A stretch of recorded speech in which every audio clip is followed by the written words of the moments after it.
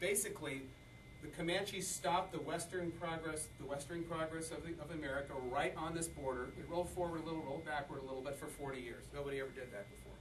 Parker's Fort was the start of that.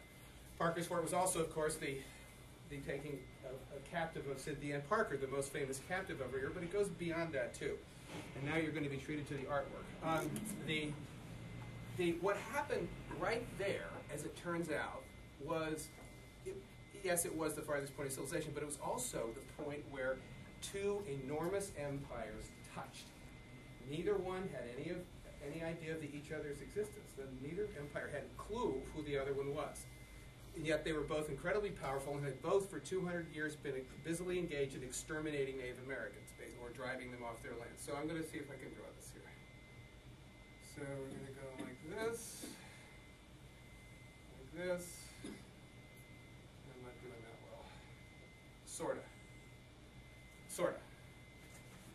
Okay, the Spanish called it Comancheria. It was 250,000 square miles, essentially the southern plains, the product of 150 years of sustained combat, whose goal was right there, right here basically, the southern bison plains, the richest of all the bison plains. So in effect, the Comanches had this was their empire, if you will, 20 vassal tribes. It wasn't an empire, you know, like the Roman Empire. It had none of those institutions or anything like that, but it was fully dominated and controlled by Comanches.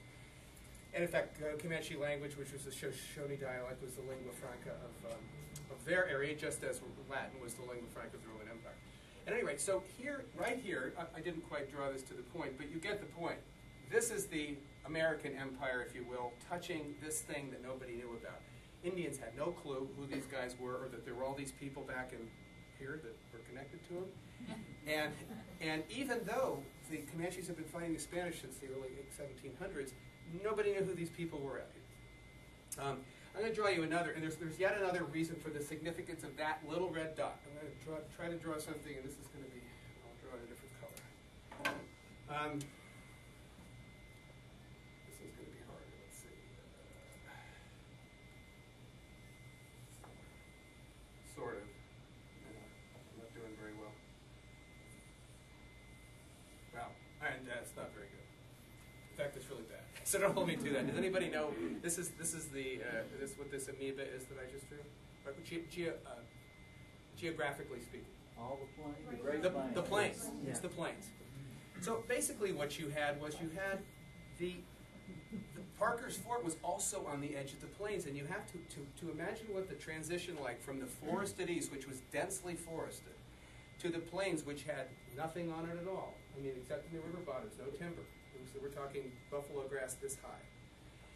It was almost like when you got to right around here, actually the 98th meridian, which runs about here, beyond that point, the rainfall dropping below 30 inches, you start to really thin out. And then by the time, of course, for those of you who've been out in the high plains, there's just, back in those days, there were no trees at all.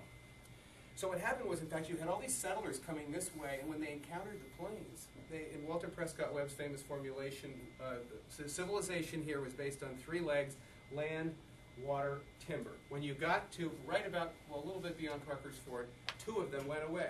No water, no timber. And in fact, civilization not only foundered in the sense that they encountered the Comanche barrier itself, but there was also the plains barrier. Because, you know, out here, if you were going to build a cabin, it was out of sod. If you were going to build a fire, it was from buffalo dung. That's the way it was going to go. You were likely not to be near water. I mean, think of a place like Ohio, where there's lakes all over the place. You know, how many lakes do we have here? One, as far as I know, Caddo, which is way the heck I'm going over here. So, anyway, I'm digressing wildly here, but the idea is you had this enormous force. I'm going to digress one more time here because there's nothing but digressions to be done here. So okay, remember, Cynthia is still receding into the wastes of the plains here. Okay, we're leaving her for a moment. How did this get there? The Comanches started out as a tribe in the Wind River Mountains. I'm probably not in the right part of Wyoming. In fact, I'm not. The Wind River's in the south. But anyway, think of it as the Wind River Mountains. They were a tribe of little significance. They were physically short. They were squat. They were dark-skinned. They were clumsy. All descriptions of them. And when they walked, they didn't like fall down or anything, but they were very ungraceful. particularly compared to kind of the, the nickel, the Indian and the nickel, the northern Sioux were tall and kind of graceful. And they were a tribe of little or no significance that basically had been driven to a part of Wyoming where the game hunting wasn't that good. And so what happened was, in the space of less than 100 years, they transformed themselves from this little skulking pariah that couldn't beat anybody up to the most powerful, to an enormously powerful geopolitical force in the center of the continent that then determined everything that happened in the continent. The agent of change was the horse. They got it.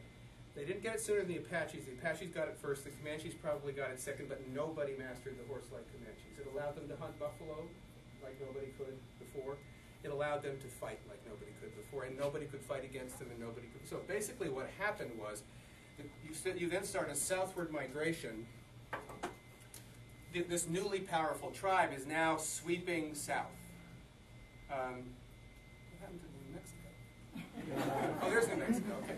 Is now sweeping south in full possession of their powers. And one of the first things that happens is they nearly exterminate the Apaches who occupied this before. They drive them down into this country. I mean, it was almost a genocide. The Apaches could not compete with them.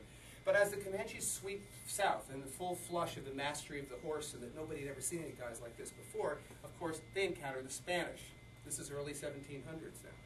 And the Spanish have absolutely no idea what to do with Comanches at all.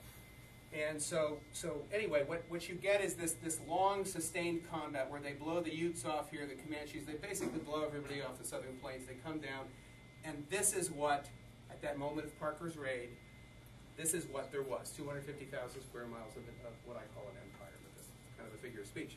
Anyway, okay, now that we're going to go back to our plot. Cynthia Ann is taken by Comanches, and she becomes a full member of the tribe. I mean, she forgets her own language. She forgets her own native ways. We can kind of track her, and in fact, I tried it with some historical sleuthing, try to track her, and we can sort of see her with various bands moving in a pattern, something like this over a period of years.